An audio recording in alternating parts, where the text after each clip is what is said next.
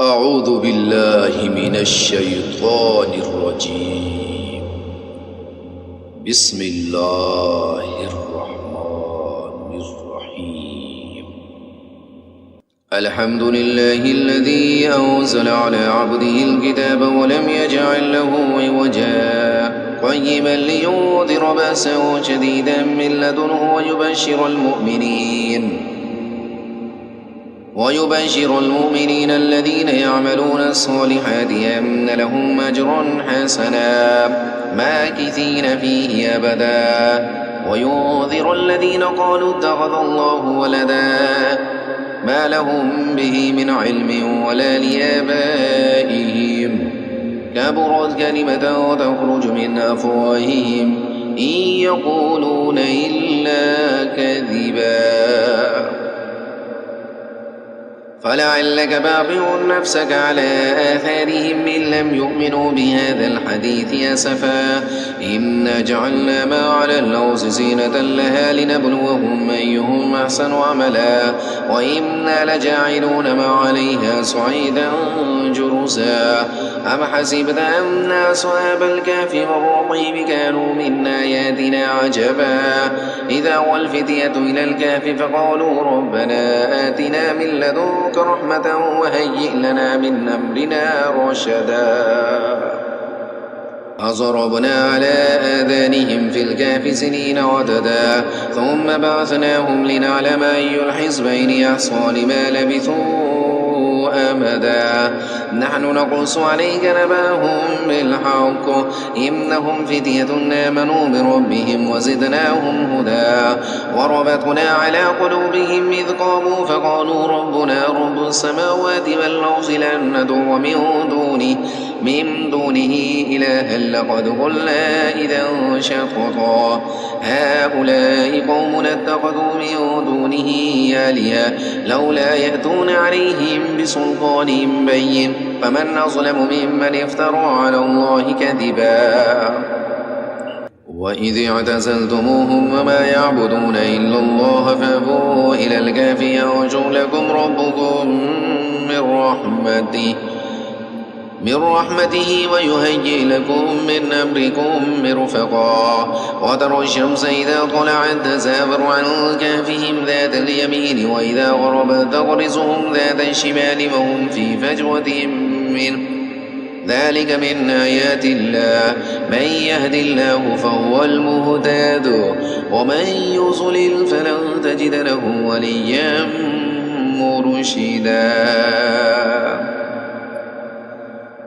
وتحسبهم أيقاظا وهم رقود ونقلبهم ذات اليمين وذات الشمال وكلبهم باسط ذراعيه بالوصيد لم اطلعت عليهم لوليت منهم فرارا ولملئت منهم رعبا وكذلك بعثناهم ليتساءلوا بينهم قال قائل منهم كم لبثتم قالوا لبثنا يوما أو بعض يوم قالوا ربكم أعلم بما لبثتم فابعثوا أحدكم بورقكم هذه إلى المدينة فلينظر أيها أزكى طعاما فليأتكم برزق منه وليتلطف ولا يشعرن بكم أحدا إنهم إن يظهروا عليكم يرجموكم أو يعيدوكم في ملتهم ولن تفلحوا إذا أبدا وكذلك عثرنا عليهم ليعلموا أن وعد الله حق وأن الساعة لا ريب فيها إذ يتنازعون بينهم أمرهم فقالوا ابنوا عليهم بنيانا ربهم أعلم بهم قال الذين غلبوا على أمرهم لنتخذن عليهم مسجدا سيقولون ثلاثة رابعهم كلبهم ويقولون خمسة وسادسهم كلبهم رجما بالغيب ويقولون سبعة وثامنهم كلبهم قل ربي أعلم بعدتهم ما يعلمهم إلا قليل فلا تمار فيهم إلا مراء ظاهرا ولا تستفت فيهم منهم أحدا ولا تقولن لشيء إني فاعل ذلك غدا إلا أن يشاء الله واذكر ربك إذا نسيت وقل عسى أن يهديني ربي لأقرب من هذا رشدا ولبثوا في كهفهم 300 سنين وازدادوا 9 قل الله أعلم بما لبثوا له غيب السماوات والأرض أبصر به وأسمع ما لهم من دونه من ولي ولا يشرك في حكمه أحدا واتل ما أوحي إليك من كتاب ربك لا مبدل لكلماته ولا تجد من دونه ملتحدا واصبر نفسك مع الذين يدعون ربهم بالغداة والعشي يريدون وجهه ولا تعد عيناك عنهم تريد زينة الحياة الدنيا ولا تطع من أغفلنا قلبه عن ذكرنا واتبع هواه وكان أمره فرطا وقل الحق من ربكم فمن شاء فليؤمن ومن شاء فليكفر إنا أعتدنا للظالمين نارا أحاط بهم سرادقها وإن يستغيثوا يغاثوا بماء كالمهل يشوي الوجوه بئس الشراب وساءت مرتفقا إن الذين آمنوا وعملوا الصالحات إنا لا نضيع أجر من أحسن عملا أولئك لهم جنات عدن تجري من تحتهم الأنهار يحلون فيها من أساور من ذهب ويلبسون ثيابا خضرا من سندس واستبرق متكئين فيها على الأرائك نعم الثواب وحسنت مرتفقا واضرب لهم مثل الرجلين جعلنا لأحدهما جنتين من أعناب وحففناهما بنخل وجعلنا بينهما زرعا كلتا الجنتين آتت أكلها ولم تظلم منه شيئا وفجرنا خلالهما نهرا وكان له ثمر فقال لصاحبه وهو يحاوره أنا أكثر منك مالا وأعز نفرا ودخل جنته وهو ظالم لنفسه قال ما أظن أن تبيد هذه أبدا وما أظن الساعة قائمة ولئن رددت إلى ربي لأجدن خيرا منها منقلبا قال له صاحبه وهو يحاوره أكفرت بالذي خلقك من تراب ثم من نطفة ثم سواك رجلا لكن هو الله ربي ولا أشرك بربي أحدا ولولا إذ دخلت جنتك قلت ما شاء الله لا قوة إلا بالله إن ترني أنا أقل منك مالا وولدا فعسى ربي أن يؤتيني خيرا من جنتك ويرسل عليها حسبانا من السماء فتصبح صعيدا زلقا أو يصبح ماؤها غورا فلا تستطيع له طلبا أو حيط بثمره فأصبح يقلب كفيه على ما أنفق فيها وهي خاوية على عروشها ويقول يا ليتني لم أشرك بربي أحدا ولم تكن له فئة ينصرونه من دون الله وما كان منتصرا هنالك الولاية لله الحق هو خير ثوابا وخير عقبا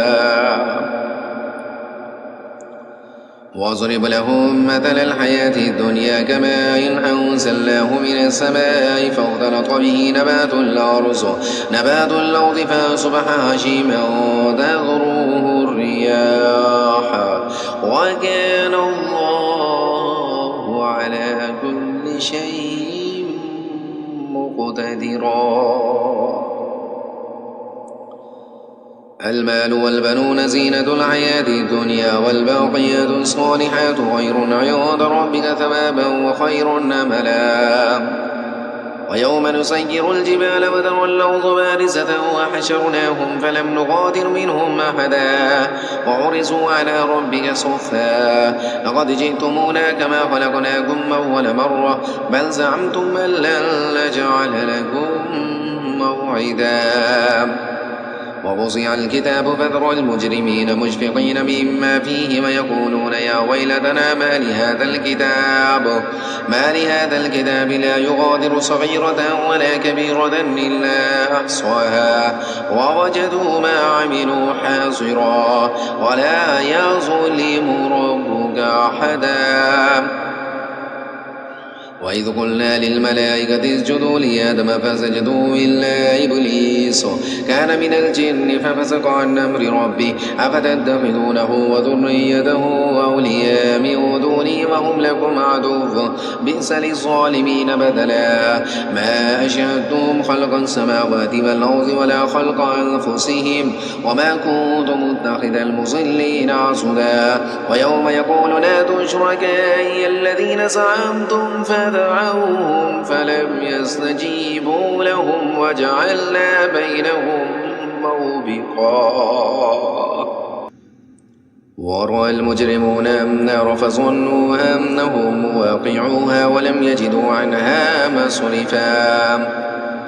ولقد صرفنا في هذا القرآن للناس من كل مثل وكان الإنسان أكثر شيء جدلا وما منع الناس أن يؤمنوا إذ جاءهم الهدى ويستغفروا ربهم إلا أن تأتيهم سنة الأولين أو يأتيهم العذاب قبلا وما نرسل المرسلين إلا مبشرين ومنذرين ويجادل الذين كفروا بالباطل ليدحضوا به الحق واتخذوا آياتي وما أنذروا هزوا ومن أظلم مما ذكر بآيات ربه فأعرض عنها ونسي ما قدمت يداه إنا جعلنا على قلوبهم أكنة أن يفقهوا وفي آذانهم وقرا وإن تدعوهم إلى الهدى فلن يهتدوا إذا أبدا وربك الغفور ذو الرحمة لو يؤاخذهم بما كسبوا لعجل لهم العذاب بل لهم موعد لن يجدوا من دونه موئلا وتلك القرى أهلكناهم لما ظلموا وجعلنا لمهلكهم موعدا وإذ قال موسى لفتاه لا أبرح حتى أبلغ مجمع البحرين أو أمضي حقبا فلما بلغا مجمع بينهما نسيا حوتهما فاتخذ سبيله في البحر سربا فلما جاوزا قال لفتاه آتنا غداءنا لقد لقينا من سفرنا هذا نصبا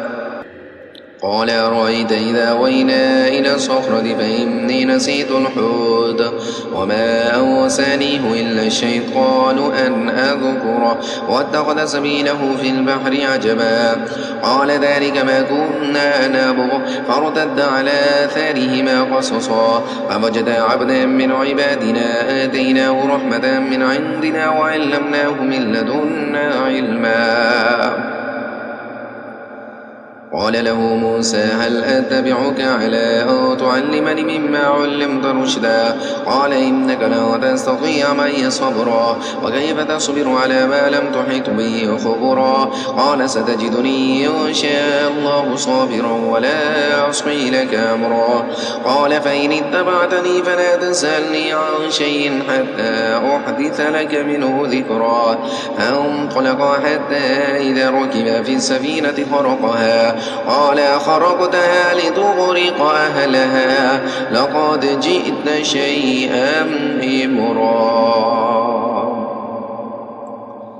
قال ألم أقل لك لا تستطيع معي صبرا قال لا تؤاخذني بما نسيت ولا ترهقني من أمري عسرا فانطلقا حتى إذا لقي غلاما فقتله قال أقتلت نفسا زكية بغير نفس لقد جئت شيئا نكرا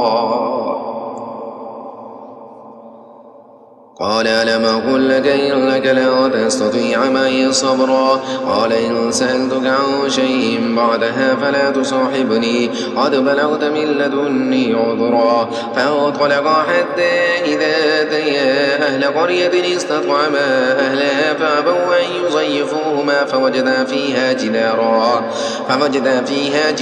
يريد أن ينقص فأقامه قال لو شئت لاتخذت عليه أجرا قال هذا فراق بيني وبينكم سأنبئك بتأويل ما لم تستطع عليه صبرا أما السفينة فكانت لمساكين يعملون في البحر فأردت أن أعيبها وكان وراءهم ملك يأخذ كل سفينة غصبا وأما الغلام فكان أبواه مؤمنين فخشينا أن يرهقهما طغيانا وكفرا فأردنا أن يبدلهما ربهما خيرا منه زكاة وأقرب رحما وأما الجدار فكان لغلامين يتيمين في المدينة وكان تحته كنز لهما وكان أبوهما صالحا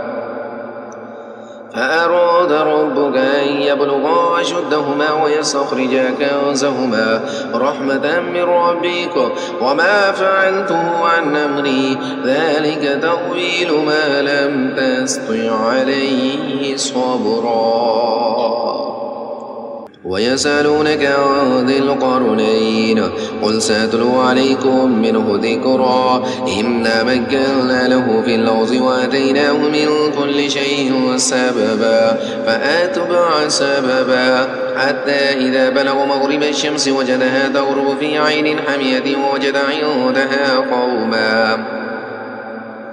قلنا يا ذا القرنين إما أن تعذب وإما أن تتخذ فيهم حسنا قال أما من ظلم فسوف نعذبه ثم يرد إلى ربه فيعذبه عذابا نكرا وأما من آمن وعمل صالحا فله جزاء الحسنى وسنقول له من أمرنا يسرا ثم أتبع سببا حتى إذا بلغ مطلع الشمس وجدها تطلع على قوم لم نجعل لهم من دونها سترا كذلك فقد أحطنا بما لديه خبرا ثم أتبع سببا حتى إذا بلغ بين السدين وجد من دونهما قوما لا يكادون يفقهون قولا قالوا يا ذا القرنين إن يأجوج ومأجوج مفسدون في الأرض فهل نجعل لك خرجا على أن تجعل بيننا وبينهم سدا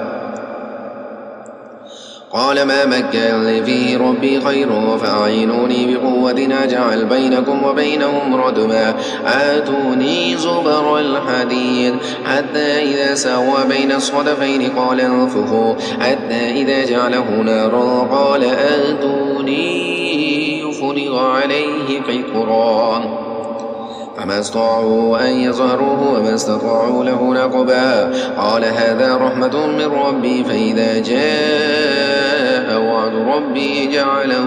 دكا وكان وعد ربي حقا وتركنا بعضهم يومئذ يموج في بعض ونفخ في الصور فجمعناهم جمعا وعرضنا جهنم يومئذ للكافرين عرضا الذين كانت أعينهم في غطاء عن ذكري وكانوا لا يستطيعون سمعا أفحسب الذين كفروا أن يتخذوا عبادي من دوني أولياء إنا أعتدنا جهنم للكافرين نزلا قل هل ننبئكم بالأخسرين أعمالا الذين ضل سعيهم في الحياة الدنيا وهم يحسبون أنهم يحسنون صنعا أولئك الذين كفروا بآيات ربهم ولقائه فحبطت أعمالهم فلا نقيم لهم يوم القيامة وزنا ذلك جزاؤهم جهنم بما كفروا واتخذوا آياتي ورسلي هزوا إن الذين آمنوا وعملوا الصالحات كانت لهم جنات الفردوس نزلا خالدين فيها لا يبغون عنها حولا قل لو كان البحر مدادا لكلمات ربي لنفذ البحر قبل أن تنفذ كلمات ربي ولو جئنا بمثله مددا قل إنما أنا بشر مثلكم يوحى إلي أنما إلهكم إله واحد فمن كان يرجو لقاء ربه فليعمل عملا صالحا ولا يشرك بعبادة ربه أحدا. صدق الله العظيم.